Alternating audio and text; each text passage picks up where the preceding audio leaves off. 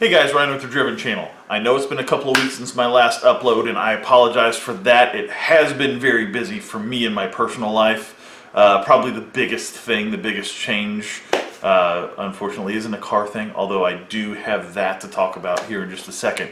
I got a new puppy and she's the most adorable, cutest little puppy in the whole wide world. Her name is Lola, named after the car, the racing car, not the transvestite in the song. So get that straight. Car, not the transvestite.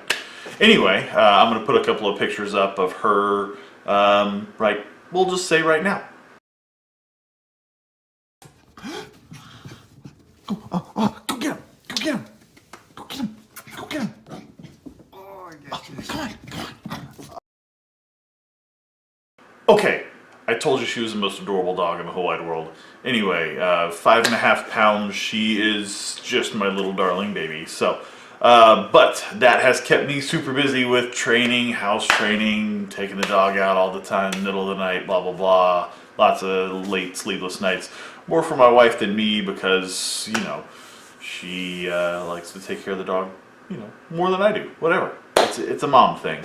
Anyway, so I'm here in my garage to show you what I've been waiting for the past few weeks now, and that is my new wheels. So, before I actually show you the wheels, I want to talk a little bit about why I chose to do what I did, because it might be a little controversial to some, maybe not to others, whatever. I didn't do anything too wild, but so what I did, this vehicle has factory equipped with, and they're over my shoulder right here, the Austin wheels, which I have never been a fan of. They were the wheel that came on my last Mark 7 GTI. They were the wheel that came on this.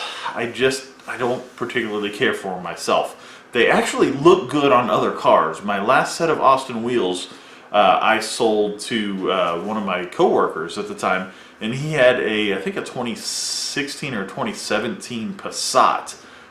They actually look really good on a Passat. I think it's more of a luxury style wheel. I don't think it belongs on the GTI myself, but and unfortunately in the Mark 7.5 they took the Austin style and they made it even more dramatic, and I hate those even more. But either way, the factory size wheel on this car is 18 by 7.5, which gives you kind of limited tire options. You can't really do anything much wider than about a 235, 245 is a stretch, but the factory tire size is a 225 4018.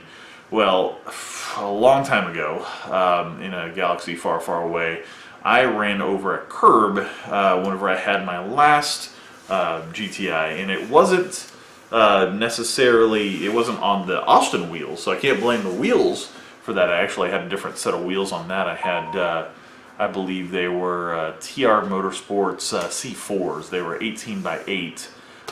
Anyway, they were a little bit lighter than stock, but they were the stock size, and I had the stock size tires. Well, the problem with running a 225/40 tire is you have a really like super narrow, thin sidewall, and I don't like that.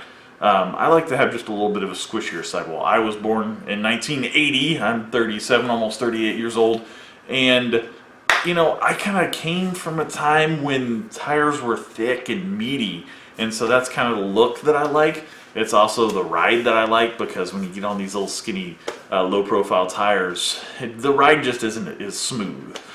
So what I did was downsize my wheels. I went from an 18 by 7.5 down to a 17 by 8. Now the wheels that I have chosen, which I will go ahead and show you now. Get my camera off my stand here. Alright, these are the wheels. These are called the Advanti Storms. And I did a ton of research on these. I knew I wanted to go with a matte black wheel. I'm going to move the stool out of the way here. Knew I wanted to go with a matte black wheel because I put the matte black stripes on the side. And although my car is totally dirty, it was a terrible rainstorm today. Anyway, these are 17 by 8. They are called the Advanti Storm S1, and what I did was I used a 245/40 17 tire. Now, with the bigger brakes on the Performance Pack GTI, you get very, very little caliper clearance here. I can't quite get a finger in there, but if you actually look, there's probably a good ½ inch of space in there before it's going to clear anything. So I did request the use of a thinner wheel weight on the outside of these wheels so that it would actually hold up just a little bit better. I just looked at this. It looks like I need to get a new valve cap for that. Anyway, so the tires, I did a basically, when you research tires for these cars, if you don't have 100 people tell you not to get, or to get the Firestone Indy 500 summer tires, then, I mean, I don't know. Like, whenever I said Mark 7 GTI tire recommendation, literally everyone runs these things, and they swear by them, and so far I've really been a fan of them. I did one good Route E run. It was probably about 80% because I had my new pup with me, and I didn't want to freak her out too bad, so kept the speeds, for the most part, under 100. Anyway, I like the way this looks because it's got a nice, thick sidewall. That's what she said. And yeah, basically it makes it ride a little bit smoother. Now, the thing that's really interesting about these particular wheels, as I was going more for performance than anything else, this particular size of this particular wheel, these wheels only weigh 16.75 pounds a piece. Given that the factory wheels weigh over 27 pounds, basically I dropped 10 pounds per side of unsprung weight. Now, I'll let the guys over at engineering explain to you how much of a benefit losing that much weight is. But basically, whenever you lose a bunch of unsprung weight, you basically are removing mass that's rotational inertia. So whenever you brake better. Whenever you accelerate better, because you literally have less weight to move around. Also, whenever you're going over bumps, it rides smoother because you don't have as much stuff to move around. So huge benefit. I've been a big fan of how this car has been riding and handling and stopping ever since I put these on, which they've been on since Saturday. Today, in real world time, is Tuesday, so they haven't been on for that long. So I've had maybe a couple 100 miles to get used to them. Really enjoy them.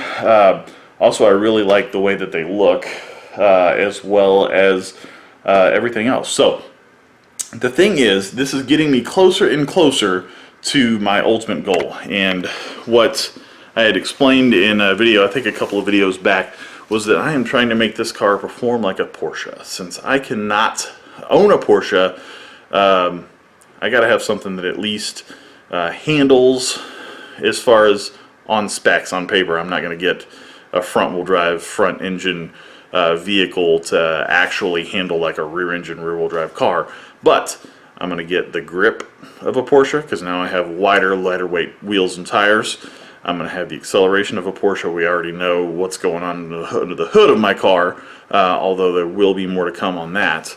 And I'm going to have the braking performance, which these things stop amazingly well. So got to figure out how to measure some of those things. That's coming in the spring, maybe summer.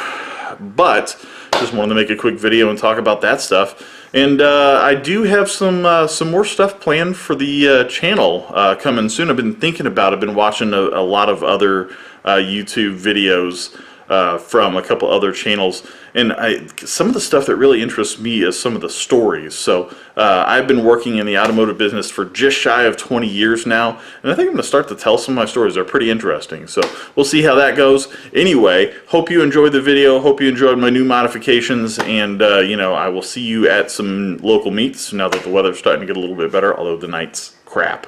Anyway, I will see you guys on the next video, and have a lovely day.